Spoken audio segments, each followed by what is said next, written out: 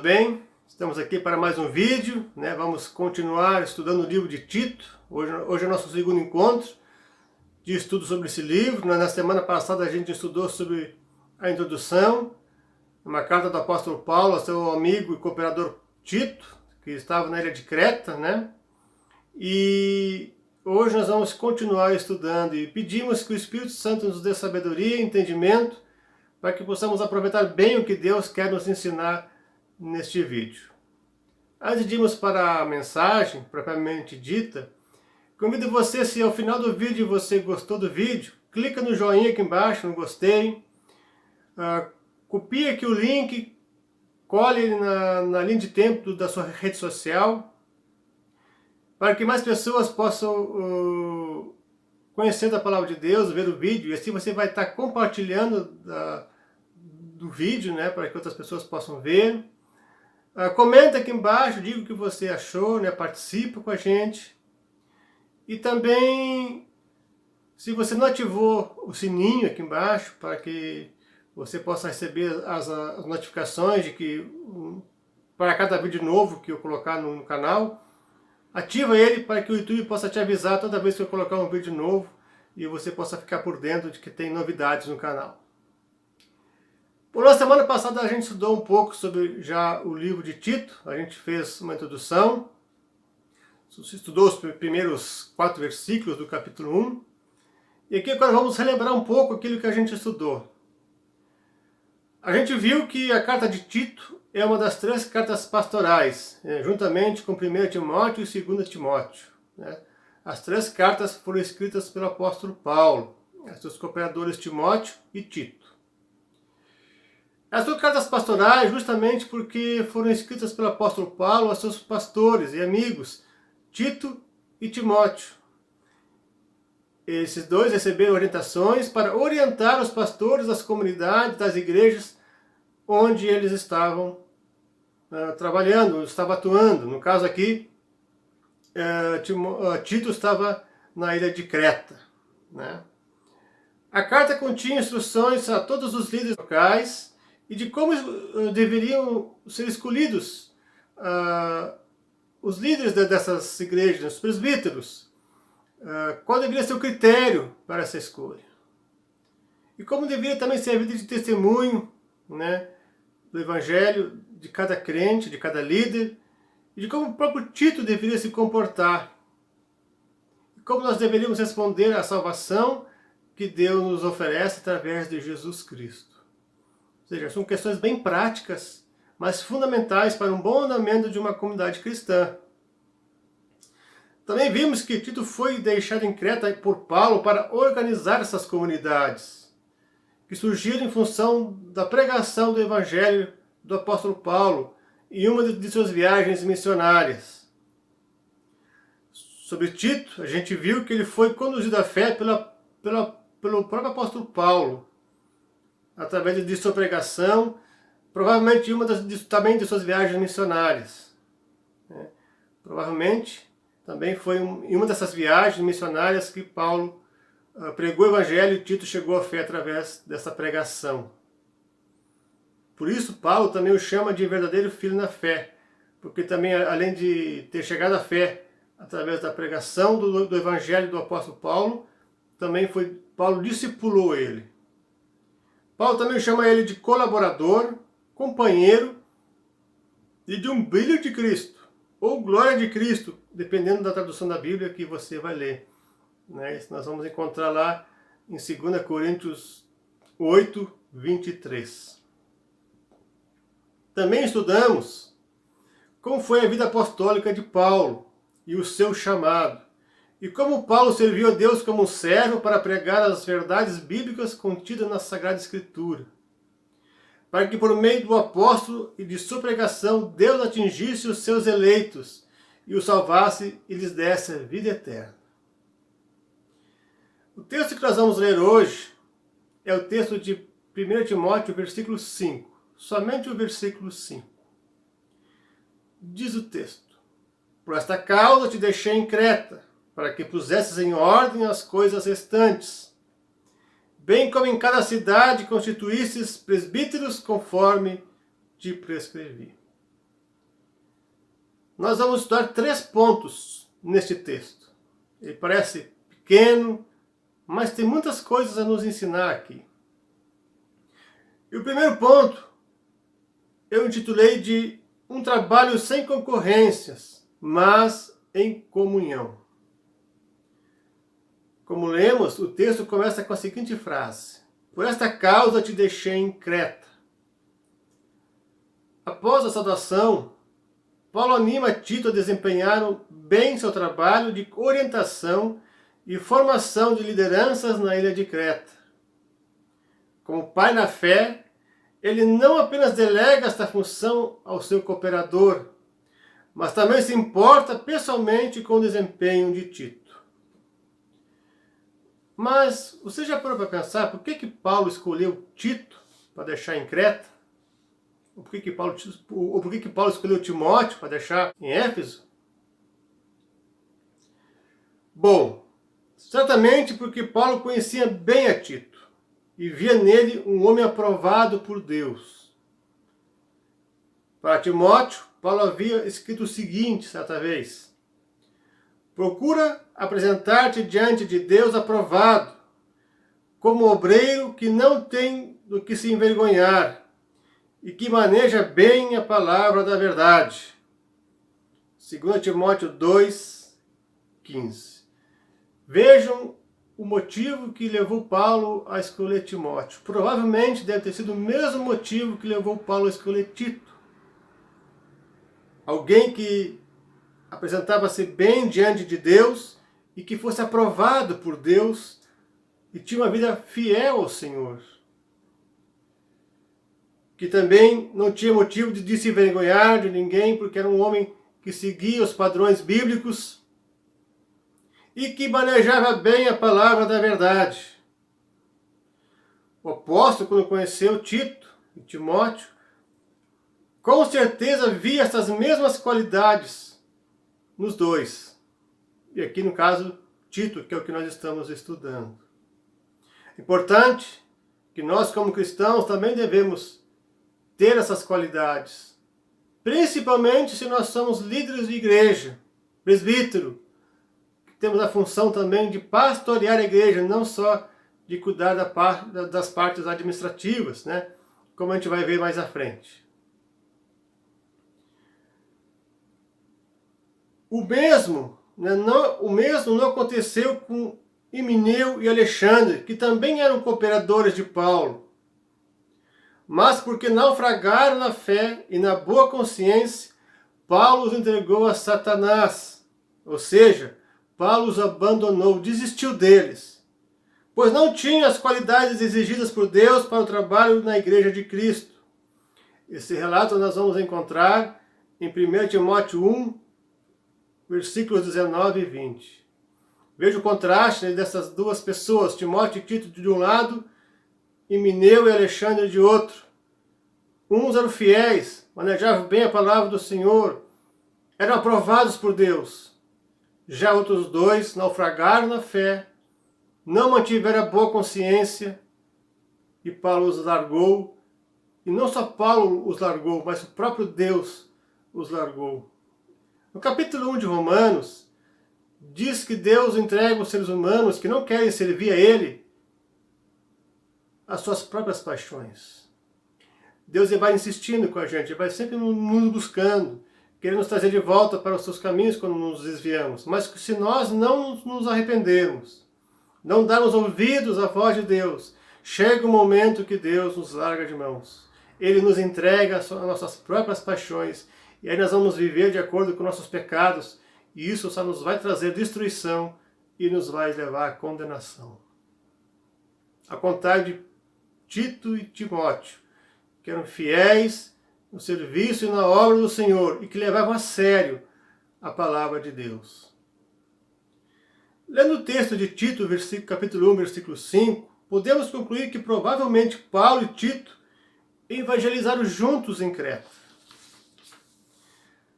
Provavelmente o que abriu as portas para esse trabalho missionário em Creta foi a presença de judeus cretenses em Jerusalém em Pentecostes, lá em Atos capítulo 2, Se você ler o versículo 11 do capítulo 2 de Atos, você vai ver que havia cretenses lá. Não se pode descartar que alguns deles voltaram de Jerusalém, convertidos a Jesus, e começaram a difundir a fé cristã na ilha. Paulo possivelmente não ficou muito tempo atuando como missionário em Creta, como era de seu costume. O trabalho missionário em Creta, Paulo parece ter lançado os fundamentos da fé cristã em várias cidades, pois ele menciona que havia cristãos em diversas cidades. Após isso, Paulo deixou a ilha e incumbiu a Tito de que pusesse em ordem as coisas restantes, bem como que constituísse os presbíteros nas comunidades locais, ou nas igrejas locais. Aqui aprendemos sobre a humildade do apóstolo, que é algo bem importante para o ministério e o trabalho na igreja, a humildade. E o apóstolo Paulo provavelmente foi o maior dos apóstolos. E aqui cabe uma citação do reformador João Calvino, que destaca o seguinte: de bom grado, o apóstolo permite que outra pessoa continue um trabalho que ele começou. Essa mesma postura nós já encontramos em Corinto. Os cristãos de Corinto entendiam a atuação de diversos obreiros como concorrência. Paulo, no entanto, escreve: eu plantei, Apolo regou, mas Deus deu o crescimento. Por isso, nem o que planta alguma coisa, nem o que rega, mas Deus que dá o crescimento. 1 Coríntios 3, versículos 6 e 7. Vejam que Paulo era uma pessoa humilde. Ele não ficava com ciúme dos outros que continuavam para continuar seu trabalho. Paulo pensava coletivamente, trabalhava em comunhão e em cooperação com outras pessoas. Ele que foi o grande apóstolo dos gentios, que formou várias igrejas e orientou outras tantas, ele era uma pessoa que não tinha concorrência, não via aqueles que trabalham na igreja com ele como concorrentes, mas como irmãos da fé. E tinha comunhão com eles. E tudo isso colaborava para o crescimento da igreja na época. O interessante é que mesmo se alguém atuasse com espírito de concorrência nas igrejas, o apóstolo não mudaria de atitude. Veja o que ele escreve aos Filipenses, capítulo 1, versículo 18. Todavia o que importa, uma vez que Cristo de qualquer modo está sendo pregado, quer por pretexto, ou fingimento, quer por verdade, também com isto me regozijo.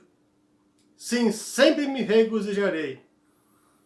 Para Paulo, o importante é que Cristo fosse pregado. Uns pregavam de forma fiel e verdadeira e com o coração, respondendo ao chamado de Deus.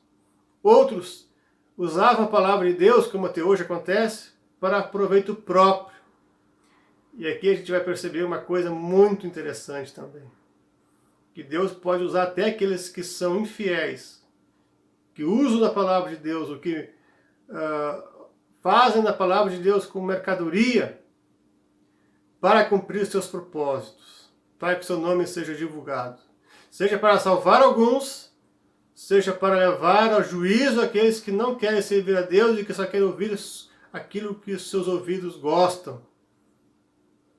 Pois é, isso também acontece. Muitas pessoas procuram igrejas que não são fiéis à verdade bíblica só para escutar aquilo que lhe convém, mas não aquilo que o próprio Deus nos ensina nas Sagradas Escrituras. Seja de uma forma ou de outra, Deus sempre vai cumprir o seu propósito. E isso é uma maravilha. Porque nós não podemos fugir da presença de Deus. Deus sempre é fiel nos seus propósitos e Ele vai cumprir, seja como for. E aqui sobre a humildade, é uma lição que nós devemos aprender neste texto. Pois como seres humanos caídos que somos, tendemos a ter ciúmes uns dos outros, daquilo que temos feito na obra de Jesus Cristo. Igualmente olhamos com inveja aquilo que os outros irmãos têm feito na comunidade. Não é assim muitas vezes que a gente vê o outro como concorrente, né? Se você trabalha numa igreja, é um presbítero, é um pastor, ou até membro, nós temos essa tentação de muitas vezes ter ciúme do outro. E isso é muito triste, porque não foi isso que Jesus nos ensinou, e nem isso que o apóstolo Paulo nos ensina aqui. Por isso, continua atual o que Calvino conclui sobre a humildade do apóstolo Paulo. Diz Calvino: todos os mestres da comunidade devem ter uma disposição tal que não pretendam abraçar tudo com ciúme, mas cooperem tudo mutuamente. Quando alguém em seu trabalho atuou de modo especial ou especialmente frutífero, os demais deverão alegrar-se com ele em vez de invejá-lo. Em vez de nós nos alegrarmos com aqueles que estão fazendo um bom trabalho na igreja, que Deus está abençoando, né? Muitos acabam tentando puxar o tapete, destruir aquela pessoa, simplesmente por inveja. Mas todos nós somos beneficiados quando a obra de Deus vai à frente. Todos nós somos alegrados quando a igreja de Cristo cresce. Não é à toa que nós devemos nos chamar irmãos, porque temos um Pai que é Deus. Jesus nos ensina a humildade. O próprio Jesus saiu da glória celeste, se esvaziou a si mesmo, desceu à terra para salvar o pobre, pecador e perdido. Quem de nós terá arrogância de se achar melhor do que o outro dentro da igreja? Cada um de nós tem seu dom, cada um de nós tem o seu valor, cada um de nós tem um chamado. Que Deus te use ali onde Ele te chamou, que Ele te capacite e que Ele te fortaleça. Por isso, alegramos-nos quando os outros trabalhem bem na igreja. E que eles possam alegrar conosco quando a gente também trabalha bem e é abençoado por Deus. Pensemos nisso. Não vejamos o nosso próximo como concorrente, mas como irmão na fé. Alguém que a gente pode abraçar, colocar-se à disposição, para que também isso aconteça conosco. Para que nós, quando estamos fazendo um bom trabalho, estamos sendo abençoados por Deus, possamos receber a ajuda do próximo. Devemos amar ao próximo e não odiar ou fazer concorrência. Porque tanto nós como o próximo, nós não damos o crescimento para a igreja. Quem dá o crescimento é Deus, conforme diz lá em 1 Coríntios 3, 6 e 7. E conforme também diz lá em Atos 2, 47. Aqui a gente termina a questão do primeiro, né, ponto. Não devemos ser concorrentes, mas ter comunhão uns aos outros e servir em comunhão também. Ter uma vida em comunhão, em comunidade. O segundo ponto, quero falar sobre um trabalho para a edificação do reino de Deus. O texto continua. Ele continua dizendo o seguinte: para que pusesses em ordem as coisas restantes. Conforme lemos no texto base para essa mensagem, Paulo deu duas orientações para seu filho na fé, Tito. O de pôr em ordem as coisas restantes foi a primeira. Mas o que especificamente Tito tinha que fazer? Como Paulo não ficou muito tempo na ilha, muita coisa ficou para que fosse organizada nas comunidades em cada cidade. Para organizar uma comunidade cristã não é algo simples para fazer. O que o apóstolo Paulo está se referindo é que precisamos de pessoas, precisamos organizar aquelas questões financeiras, precisamos mais e mais pessoas envolvidas, ter uma certa organização para que a comunidade possa crescer. Mas o que Paulo se refere aqui não é bem a questão... mas o que o apóstolo Paulo está se referindo aqui é aquilo que ainda falta para o desenvolvimento de uma igreja plenamente emancipada. O que Paulo pediu para Tito foi para que este cuidasse do crescimento espiritual da cidade. Pois aquelas coisas que eu falei anteriormente sobre organização, relativamente é mais fácil do que tratar com as questões espirituais, porque também isso vai depender do sucesso da igreja e do seu crescimento. O que Deus começou, Ele pretende levar à maturidade. Deus pretende que a sua comunidade viva em crescimento, na fé e no conhecimento da palavra. A salvação é um processo que nos leva ao crescimento do conhecimento da palavra de Deus e também de nos aproximarmos de Deus. O apóstolo Pedro vai falar isso, que a salvação também gera crescimento. Quanto mais a gente nos aproximarmos de Deus, a gente vai deixar de tomar aquele leite espiritual para comer um alimento mais sólido. E aqui ele está falando com relação à palavra de Deus. E a vida eterna é esta, diz Jesus lá em João 17, que nós devemos conhecer a Deus, a quem enviou a Cristo. E é Cristo quem foi enviado por Deus. E aqui, nesse texto, não se trata em vista apenas de um aperfeiçoamento em termos de organização. Em 1 Tessalonicenses 3:10, Paulo diz o seguinte: orando abundantemente dia e noite, para que possamos ver o vosso rosto e supramos o que falta à vossa fé.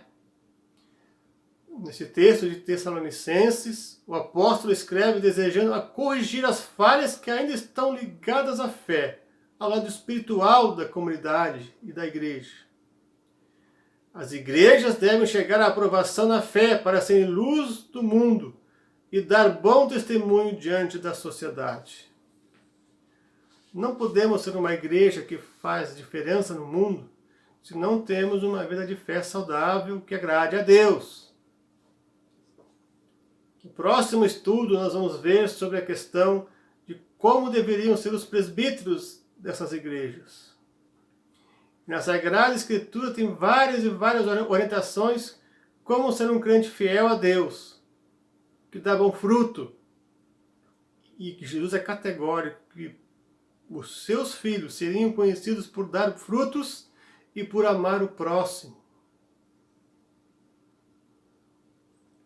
Preste atenção nisso. Todos nós devemos prestar atenção nessas questões. Muitos de nós querem as bênçãos de Deus, mas não o Deus das bênçãos. Querem viver uma vida com Deus sem compromisso. Isso Deus não tolera. Deus, ele vai cumprir com o seu propósito de salvar somente aquele que é fiel e tem verdadeiro amor a Ele. O último ponto que eu quero tratar com vocês é sobre uma escolha fundamental. O texto que nós lemos hoje termina da seguinte maneira: em cada cidade constituísseis presbíteros, conforme te prescrevi. A segunda instrução de Paulo a Tito foi a de escolher e instruir presbíteros em cada cidade. Isso foi necessário devido ao crescimento das igrejas cristãs nas cidades da ilha de Creta. No original grego, presbítero significa um homem maduro, com julgamento temperado, com experiência, ou simplesmente um ancião, uma pessoa mais vivida na fé, uma pessoa com experiência e com tempo de vida com Deus. Não necessariamente uma pessoa mais velha, mas uma pessoa que tenha uma vivência com Deus diária há um bom tempo. Como veremos no próximo estudo, não era qualquer pessoa que poderia assumir a liderança da igreja. Lá em 1 Pedro 5, versículos 1 a 4, nós vamos ver que os presbíteros eram responsáveis pelo pastoreio da igreja. Isso aqui é muito interessante, que muitas vezes nós transferimos esse pastoreio da igreja ao pastor somente. Mas, biblicamente, não era só o pastor, porque o pastor também era considerado um presbítero. Lá no texto de Pedro, Pedro, que era um apóstolo, se considera um presbítero também. Isso inclui junto com os demais líderes da igreja a quem ele escreve. Por isso, Paulo nos informa no texto que lemos, que estamos estudando que havia critérios para ocupar a posição de presbítero. Tito deve eleger nas jovens igrejas presbíteros que, através de seu testemunho de vida, evidenciaram como agraciados e aprovados por Deus em vista de seu serviço aos fiéis cristãos. Chama a atenção que Paulo recomenda constituir lideranças. Vejam que está no plural aqui. E isso é muito importante percebermos. Lá em Lucas, capítulo 10, versículo 1, Jesus envia os seus discípulos de 2 em 2 para evangelizar. Com isso, Jesus evita que um discípulo se apropriasse de uma igreja, ou se aproprie de uma igreja somente, só ele, né? Fazendo com que só um comande a igreja. Outra lição que Jesus nos ensina aqui é que só há um Senhor na igreja, o próprio Jesus Cristo, aquele que morreu e ressuscitou em nosso lugar. Ele é o nosso Senhor da igreja. Ele é o cabeça, conforme lemos em Colossenses 1,18. E o próprio apóstolo Paulo sempre trabalhou em parceria com outros irmãos nas suas viagens missionárias e na formação de novas igrejas, conforme a gente estuda na história da vida de Paulo. Ao recomendar mais de um líder para a igreja, Paulo queria preservar nelas a consciência e percepção do Supremo Pastor. E aqui, Supremo Pastor, com letra maiúscula, né? Pastor com letra maiúscula, é uma referência que o apóstolo Pedro escreveu sobre Jesus Cristo lá em 1 Pedro 5,4. Toda igreja precisa de lideranças. Se estudarmos as igrejas do Novo Testamento, não vamos encontrar nenhuma igreja sem liderança.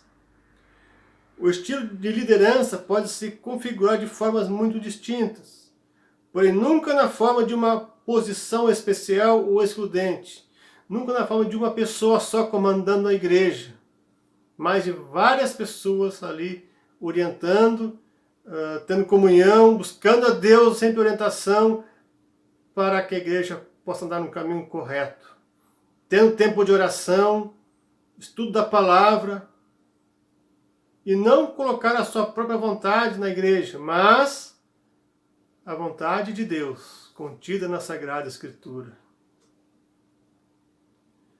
Não muito tempo depois do tempo apostólico, a igreja ela se esqueceu desta sua característica fraterna, submissa unicamente a Jesus. Surgiram os chamados episcopados monárquicos e as hierarquias eclesiásticas. Estabeleceu-se o clericalismo e o despotismo, né? que é o governo autoritário, dentro da igreja, imposta por uma pessoa em alguns casos, e não por mais de uma pessoa. E isso passou a fazer parte da história da igreja. Contudo, quando Martinho Lutero descobre o sacerdócio geral de todos os crentes, ele novamente põe a igreja no seu caminho original, que é a distribuição de tarefas dentro da igreja, e que também dentro da igreja não está delegado a uma só pessoa o trabalho, mas a todos aqueles que também participam da igreja, inclusive as lideranças. Porém, esse aspecto da doutrina da justificação influenciou muito pouco na vida da igreja até hoje. Muitas igrejas continuam fazendo distinção entre clérigos e leigos, ou entre membros e pastores, né? E muitos acham que pastor é mais importante que o membro, mas na verdade não. Todos nós somos iguais diante de Deus, o que difere de nós é a função, né? Mas não que um é maior que o outro.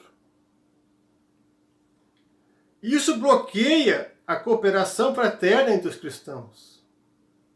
Às vezes acaba prejudicando o trabalho e o andamento das questões na igreja.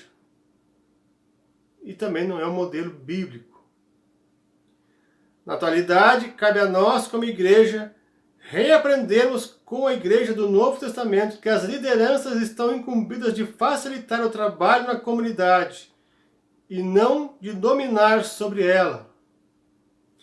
Do contrário, o pastorcentrismo acabará concorrendo com o pastoreio de Jesus Cristo, nosso único e verdadeiro pastor. Só há um pastor na igreja, e esse chama-se Jesus Cristo. Aqui na terra, onde a igreja de Cristo, ela é representada pelos seus embaixadores, que são os seus filhos, os seus fiéis, aqueles que creem verdadeiramente em Cristo. Aqui não deve ser de concorrência o relacionamento, mas de mútua cooperação e comunhão na leitura da palavra, nas orações, no partir do pão e na pregação do Evangelho. Deus nos ensinou muito nesse texto. Vimos que não deve haver concorrência dentro da igreja, mas sim comunhão, de que Deus nos chama para trabalhos específicos, como foi o caso com Tito. Todos nós temos dons, somos capacitados pelo Espírito Santo para isso. Se não formos capacitados ainda, seremos capacitados. O Espírito Santo tem o seu tempo também. Deus tem o seu tempo. E também que devemos escolher pessoas com critério para colocar na liderança da igreja. Vejam, Deus não pode abençoar aquilo que não é dele. Os deles são aqueles que confiam em Deus, que são chamados para o seu propósito. Por exemplo, não podemos escolher um presbítero simplesmente porque ele tem conhecimento na área financeira, mas não tem fé. Primeiro critério para escolher um presbítero, ou uma liderança de um grupo, ou um presbítero, é a sua vida de fé, é o seu testemunho de vida, é o seu relacionamento com Deus. Se agirmos de outra forma, estamos agindo errado, e contra a vontade de Deus e contra a orientação bíblica. É isso que Deus nos ensina hoje. Que toda vez que escolhermos liderança na igreja, possamos escolher pessoas segundo o coração de Deus. Pessoas que temem a Deus e que têm uma vida fiel a Ele, não por suas características ou suas habilidades mundanas, mas por seu relacionamento com Deus. E Deus vai capacitar essa pessoa para fazer a obra que Ele quer. Que o Espírito Santo nos ajude a também não haver concorrência na igreja, a haver o irmão que trabalha ao meu lado como companheiro e parceiro na fé, cooperador em Cristo, que edifica a igreja de Cristo e que não a destrói. E que Deus, com certeza, Ele vai abençoar se obedecermos a Ele conforme a sua palavra nos ensina. Isso que nós aprendemos hoje é extremamente importante para o trabalho na igreja. Na semana que vem, nós vamos estudar as características desses presbíteros que devem ocupar as lideranças e os cargos dentro da igreja. Não perca! Fica aqui o convite para o próximo vídeo. Fiquem todos na paz de Cristo e que Deus os abençoe. Grande abraço!